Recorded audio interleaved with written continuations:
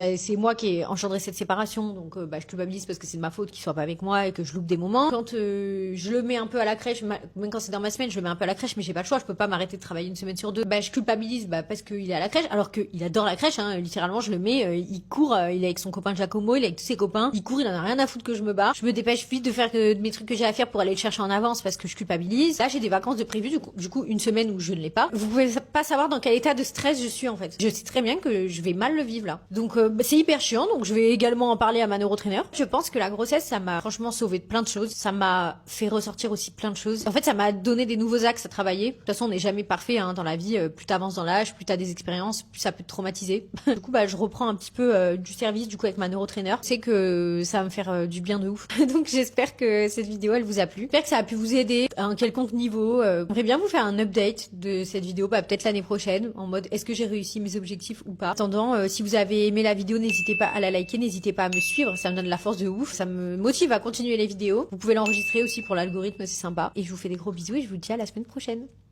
Mouah.